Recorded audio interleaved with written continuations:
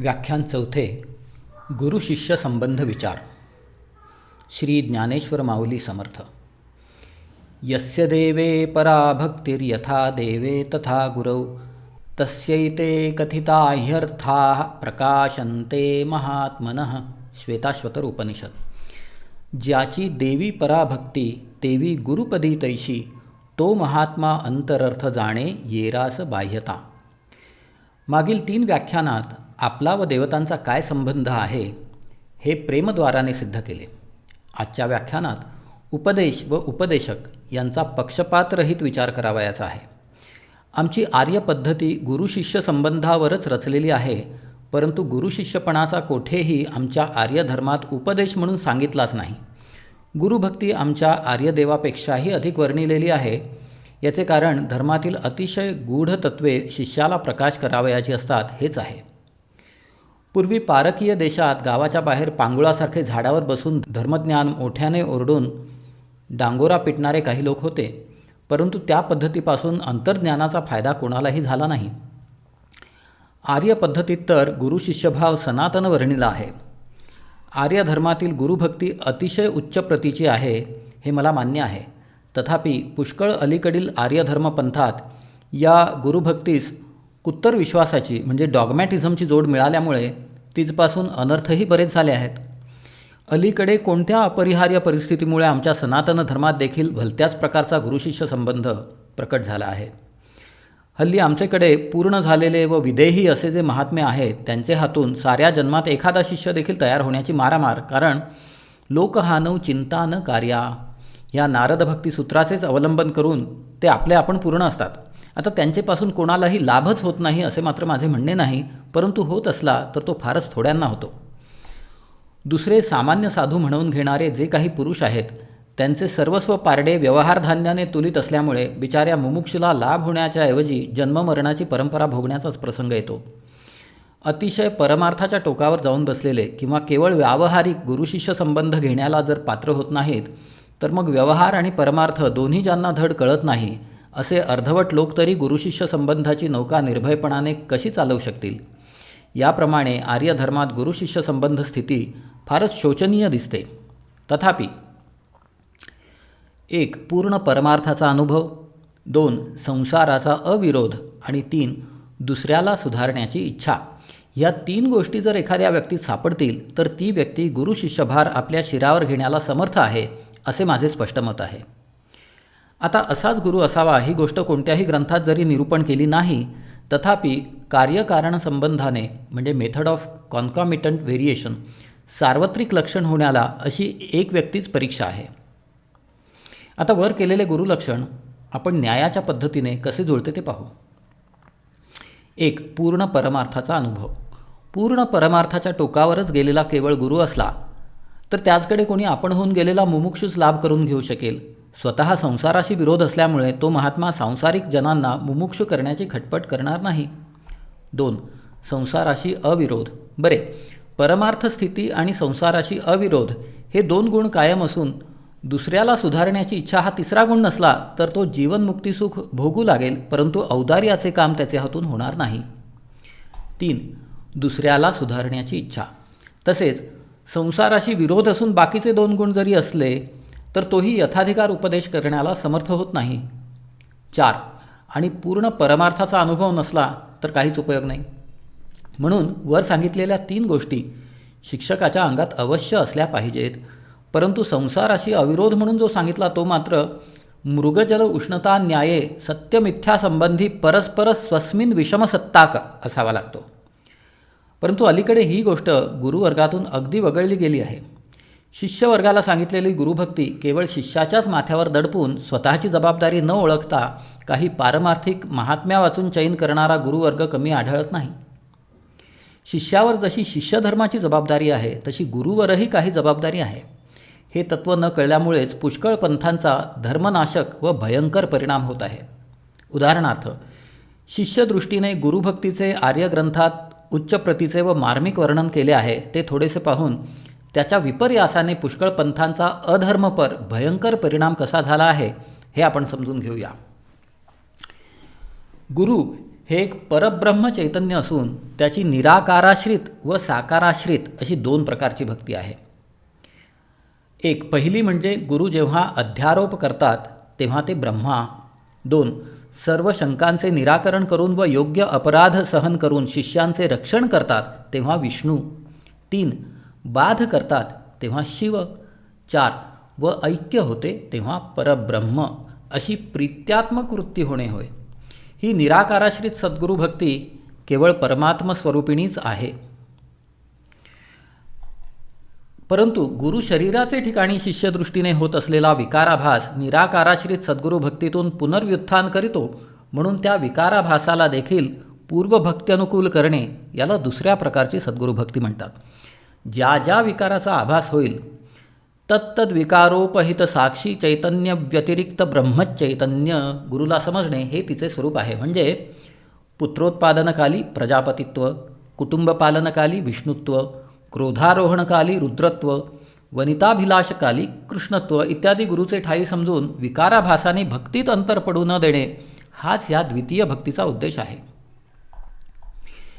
परंतु पहिली गुरुभक्ती शुद्ध पारमार्थिक व अद्वैत मतातच होण्यासारखी असल्यामुळे ती सोडून देऊन पुष्कळ मतवाद्यांनी दुसऱ्या गुरुभक्तीचा शिष्यांना उपदेश केला. पहिल्या गुरुभक्तीचा उपदेश करण्यात गुरुवर जी जबाबदारी आहे ती अर्थातच तिचा त्याग केल्यामुळे वगळली गेली व भोळेभाळे लोक दुसऱ्या गुरुभक्तीने प्रतिबद्ध झाल्यामुळे गुरूंनी क्रोध केला असता त्याला रुद्र समजावे अशा प्रकारची समजूत करून देऊन पुष्कळ साधू म्हणवून घेणाऱ्यांनी गरीब लोकांवर इटालियन लोकांप्रमाणे आर्य धर्मातही पोपरी स्थापिली. त्या पोपसत्तेमुळे हल्लीचे सुशिक्षित लोक कंटाळून होईल त्या रीतीने गुरुशिष्य भक्तीला फाटा देण्याचा निश्चय करू लागले आहेत. गुरूंनी स्त्रीची इच्छा केली म्हणजे तो कृष्ण समजावा या समजुतीच्या आश्रयानेच काही पंथात अश्लील प्रकार दृष्टीस पडतात. पहिली गुरुभक्ती गुरु व शिष्य दोघांनाही दुस्साध्य असल्यामुळे सामान्य अद्वैतवादी लोकांनीही तिचा त्याग करून सांसारिक लाभाकरता दुसरीचाच अवलंब केला आहे. तांत्रिक लोकांनी तर या दुसरीचे बंड इतके माजविले आहे की त्यातील गर्ह्य प्रकार मनात देखील आणताना लाज वाटते. ही दुसरी गुरुभक्ती धेनूच्या दुधाप्रमाणे उत्तम असूनही हिजपासून विपर्यासामुळे कसे अनर्थ झाले हे आपणाला कळून आले असेल. पहिल्या भक्तीची जोड असूनही दुसरी भक्ती करणारा शिष्यच धन्यतम आहे असे मी म्हणतो. परंतु पहिली विशेषतः परमार्थाला व दुसरी किंचित व्यवहाराला धरून असल्यामुळे दुसऱ्या भक्तीत जशी शिष्याकडे जबाबदारी आहे तशी गुरुपणा अंगी न येऊ देण्याची गुरुकडेही जबाबदारी आहे. म्हणजे शिष्याने साधूचे ठिकाणी क्रोधाभास पाहिला तर त्यावेळी शिष्याने त्याला रुद्र समजावे, परंतु साधूने क्रोधामुळे आपल्याला रुद्र समजू नये तर होईल त्या रीतीने त्याचा त्यागच करण्याचा यत्न करावा. शिष्याला रुद्रदर्शनाची इच्छा झाली असता गुरुस क्रोध केव्हा येईल असे त्याचे ठिकाणी जसे आक्षिप्त आहे तसेच क्रोधाधिक विकार न येता शिष्यासुद्धा माझी ब्रह्मबुद्धी केव्हा होईल असे शिक्षकाचे ठिकाणीही आक्षिप्त किंवा अपेक्षित आहे. पुन्हा गुरुने व्यवहारात तुळेसारखे व परमार्थात गंगेसारखे असले पाहिजे. म्हणजे तुळेची पारडी जशी एकीकडे जाऊ देणे इष्ट नाही तर आपल्या परस्पर वजनाने सारख्या मानात ठेविली असताच व्यवहार करणे इष्ट आहे. तद्वत सर्वच व्यावहारिक गोष्टी गुरु आपणाकडे किंवा शिष्य आपणाकडे ओढून घेईल तर सृष्टीनियमानेच गुरुशिष्य संबंधात फूट पडण्याचा पुष्कळ संभव असतो. म्हणून व्यवहारात शिष्याने गुरुला व गुरुने शिष्याला एका रेषेत येतील असा सल्ला व मदत वगैरे करून हक्क दिले पाहिजेत, मग तो शिष्य अज्ञानी असो किंवा पूर्ण ज्ञानी असो.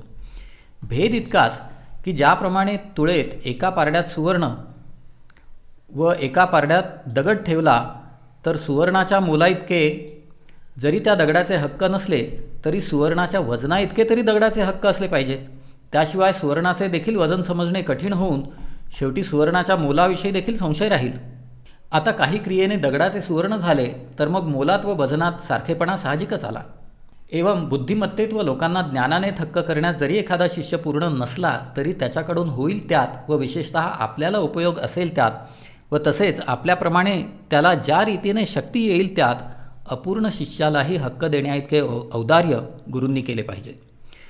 ज्याप्रमाणे दगडाचे सुवर्ण होणे हे क्रियेवर अवलंबून असून मूळ सुवर्णाच्या वजनात येणे हे त्या सुवर्णाच्या शक्तीवर अवलंबून आहे, तद्वत पूर्ण धार्मिकपणा हा स्वतःच्या क्रियेने संपादून गुरुच्या मापन अधिकारास प्राप्त होणे हे गुरुकृपेवर अवलंबून आहे.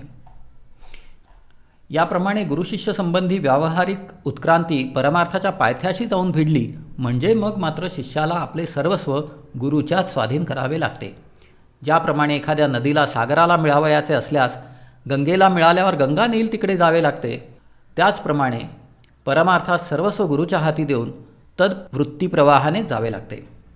एवं परमार्थात एकतानता व व्यवहारात समतोलता जेव्हा गुरु व शिष्याचे ठिकाणी प्राप्त होते व दोघेही आपापली जबाबदारी पूर्ण सांभाळतात, तेव्हा ते गुरु शिष्य पुष्कळ युगेपर्यंत जगाला सुधारणेचा मार्ग लावून देण्याला पात्र होतात. तथापि व्यवहारात देखील निरभिमान राहण्यासाठी गुरुने शिष्याचे शिक्षक देव आहेत असे मानले पाहिजे. शिष्याला श्रवण करण्याची शक्ती अधिक असेल तर ती मजपासून नसून श्रोत्र देवता जी दिशा तिजपासून आहे, तद्वत गुरु निर्माल्य सेवनाची इच्छा अश्विनी कुमारापासून, दृष्टियोग किंवा आलोकयोगात प्रगती सूर्यापासून, ग्रहण होणे ब्रह्मदेवापासून व हाताने कलादिक करणे इंद्रापासून त्याला मिळाली आहे असे निरभिमान रीतीने गुरुने समजले पाहिजे व शिष्याने याच्या उलट सर्व देव समन्वय श्री गुरु आहेत असे समजले पाहिजे. दुसरे, गुरूंनी होईल तितक्या रीतीने श्रवण करविले पाहिजे व शिष्याने त्याचे मननही केले पाहिजे. प्रतिदिवशी 100 भाग श्रवणामध्ये 5 भाग तरी मननाचे मिसळले पाहिजेत. मनना वाचून श्रवण केले असता शतजन्मही ज्ञान होणे शक्य नाही. मननाविणे श्रवण करी जैसे पालथिया घागरी, पर्जन्यात ठेविता जन्मवरी, परी अंतरी बिंदू न साठवे. श्रीधर कवी. पुन्हा, शिष्य पेटिका न्यायार्ह नसून भूमिका न्यायार्ह असला पाहिजे. म्हणजे पेटीत ठेवलेले बीज जसे आपोआप कुजून जाते व भूमीत घातलेले वाढीस लागते, तद्वत श्रवण ज्ञानाची त्याने आपल्या मनन ज्ञानाने चीज केली पाहिजे. समाधीत पारमार्थिक संबंध व व्युत्थानकाली व्यावहारिक संबंध निबिड तर दृढ असला पाहिजे. तसेच परमार्थात अखंडैक रस होऊन व्यवहारात जगदुद्धरण करण्यासाठी अनंत जन्म घेण्याला दोघांनीही तयार असले पाहिजे असे मी स्पष्ट म्हणतो. गुरूंनी घातलेल्या परमबीजाचे अनंतपट करणे हे खरोखर देवतांच्या स्वाधीन असल्यामुळे देवपितरांचा व आपला शिक्षक शिष्य नात्यानेही एक प्रकारचा मध्यम संबंध आहे. परंतु दोघांनीही आपापली जबाबदारी मात्र सांभाळली पाहिजे व आपापल्या जबाबदारीप्रमाणे दोघांनी आपली कामेही केली पाहिजेत. वेदांतातील दृष्टीसृष्टीवादात प्रत्येकाची सृष्टी निरनिराळी असल्यामुळे ब्रह्मदृष्टीने कल्पित व शिष्यदृष्टीने गुरु सत्य असतो. त्याप्रमाणे गुरुच्या क्रोधारोपणकाली रुद्रपणा व कामारोहणकाली कृष्णपणा इत्यादी द्वितीय भक्तिस्थ प्रकारही शिष्यदृष्टीने सत्य जरी असले तरी गुरुला त्याविषयी काहीच माहीत नसले पाहिजे. म्हणजे गुरुदृष्टीने ते कल्पितच असले पाहिजे. एवं आजच्या व्याख्यानात मी जो यथामती तत्वभाग गोविला आहे त्यातील चुकांविषयी मी स्वतः जबाबदार आहे.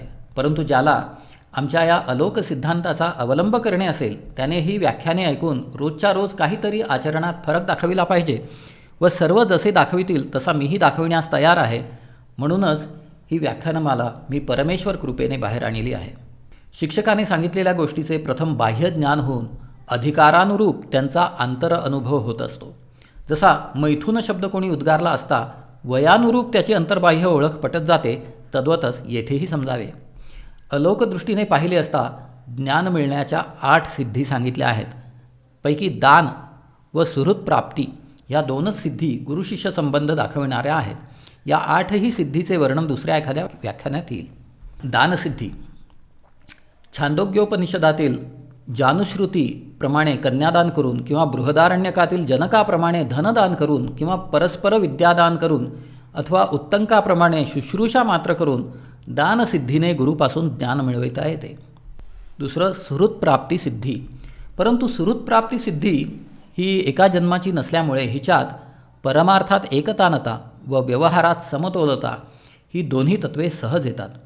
सद्गुरूस देव मानले तर शिष्यदृष्टीने दानसिद्धीचा दास्यभक्तीत समावेश होत असून सुहृतप्राप्तीचा सख्यभक्तीत होतो. परंतु दानसिद्धीतही गुरुशिष्यांनी आपापली जबाबदारी न ओळखल्यामुळे शिष्याजोडी व गुरुघोडी अशा प्रकारचा प्रसंग पुष्कळ बिचाऱ्यांना येतो. सुहृतप्राप्ती सिद्धीचे उदाहरण श्री कृष्णार्जुन हे मुख्य आहेत. श्री कृष्णार्जुनांचा पुष्कळ जन्मांचा संबंध होता. हे बहुनिमे व्यतीतानी जन्मानी तव चार्जुन तान्यहं वेद सर्वाणी नत्वं वेत्थ परंतप. गीता 4 अध्याय 5 श्लोक. या वाक्याने भगवंताने कबूल केले आहे व म्हणूनच ते परस्पर सुहृदही झाले. राज्य मिळवून देण्याच्या कामात श्रीकृष्णाने व भूभार उतरण्याच्या कामात अर्जुनाने परस्परांना साह्य केले. ही व्यवहारात दोघांची समतोलता असून गीतेच्या हाती अर्जुनाने आपल्या सर्व वृत्ती दिल्या. ही पारमार्थिक एकतानता समजावी. याप्रमाणे ही सुहृतप्राप्ती भरवशाची असून न डळमळणारी आहे. तथापि हिच्यामध्ये एक अवगुण उत्पन्न होण्याचा संभव असतो. काही बरोबरीच्या हक्कामुळे किंवा केव्हा गुरुवचनावर अविश्वास होण्याचा मात्र प्रसंग येतो. परंतु तो प्रसंग गुरुच्या वाक्याने व त्यांच्या दिव्य सामर्थ्याने टाळण्याशिवाय दुसरा उपाय नाही. याविषयीही अर्जुनाचे उदाहरण स्पष्ट आहे. मी सूर्याला हा योग सांगितला आहे श्रीकृष्णाचे म्हणणे सौहार्दामुळे अर्जुनाला न पटून अपरम भवतो जन्म परंजन्म विवस्वतः कथमेतद्विजानीयात त्वमादौ प्रोक्तवानिती या प्रकारचा त्याने आशंकून प्रश्न केला. तेव्हा बहुनिमे व्यतीतानि जन्मानि तव चार्जुन तान्यहं वेद सर्वाणि न त्वं वेत्थ परंतप अजोऽपि सन् अव्ययात्मा भूतानामीश्वरोऽपि सन् प्रकृतिं स्वामधिष्ठाय संभवाम्यात्ममायया यदा यदा हि धर्मस्य ग्लानिर्भवति भारत अभ्युत्थानमधर्मस्य तदात्मानं सृजाम्यहं परित्राणाय साधूनां विनाशाय च दुष्कृतां धर्मसंस्थापनार्थाय संभवामि युगे युगे जन्मकर्म च मे दिव्यमेवं यो वेत्ति तत्त्वतः त्यक्त्वा देहं पुनर्जन्म नैति मामेति सोऽर्जुन. या श्रीकृष्ण वाक्यांनी आपले अज्ञान कबूल करून अर्जुनाला अविश्वास प्रसंग नाहीसा करावा लागला व जेव्हा दिव्य दृष्टीने विश्वरूप पाहिले तेव्हा तो अविश्वास नाहीसा झाला. दुसरं, अनम्रता. मागच्या व्याख्यानात प्रेमाविषयी जी नम्रता सांगितली तीही या सुहृदप्राप्तीत किंचित कमी होण्याचा संभव आहे व तसे झाले असता मागील व्याख्यानात सांगितल्याप्रमाणे प्रेम मिळवण्यास अडथळा येत असतो. म्हणून सुहृदप्राप्तीतही महात्म्य ज्ञान ठेवून क्षमा मागून नम्रता मिळवून मागील व्याख्यानात सांगितलेला प्रेम वाढवीत गेले पाहिजे. अर्जुनानेही असेच केले आहे. सखेती मत्वा प्रसभम यदुक्तं हे कृष्ण हे यादव हे सखेती अजानता महिमानंतवेदम मया प्रमादात प्रणयेन वापी. याप्रमाणे आपल्या अविश्वासाची निंदा केली, परंतु क्षमा जी मागितली ती सुहृदप्राप्तीसिद्धीच्या भरातच मागितली. सेवक जसा स्वामीला क्षमा मागतो तशी मागितली नाही. तो श्लोक येणेप्रमाणे तस्मात् प्रणम्य प्रणिधाय कायं प्रसादये त्वामहमीशमिड्यं पितेव पुत्रस्य सखेव सख्युः प्रियप्रियायार्हसि देव सोढुम. या श्लोकातील पिता इव पुत्रस्य सखा इव सख्युः इत्यादी वचने सौहार्दपरच आहेत. तथापि सिद्धदीपाच्या प्रथम दीपवत महात्म्य ज्ञान मात्र अर्जुनाचे कायमच होते. कारण जरी दोघेही सुहृद व्यवहारात समतोल होते तथापि करिष्ये वचनंतव या वाक्यावरून सुहृदप्राप्तीसिद्धीतही भक्तिमय सद्गुरूचे वर्चस्व कबूल करण्याची शिष्याकडे जबाबदारी आहे. उद्धव गोपिकादिकांचा अविश्वास दिव्य सामर्थ्या वाचून श्रीकृष्ण वाक्यानेच नष्ट झाला. तात्पर्य: मी 3 व्याख्यानात जे प्रेमाचे तत्त्व सांगितले त्या प्रेमाने चांगल्या पुरुषांशी सौहार्द करून या लोकात व परलोकात व तसेच जन्मजन्म आपण सुहृदप्राप्ती करून घेतली पाहिजे, हाच आजच्या व्याख्यानाचा मुख्य सिद्धांत आहे. लेखनाच्या व विचाराच्या अनुरोधाने भाषेची काळजी घेतली नसल्यामुळे आपणाला जो ग्रहण करण्याचा त्रास पडला त्याविषयी क्षमा असावी.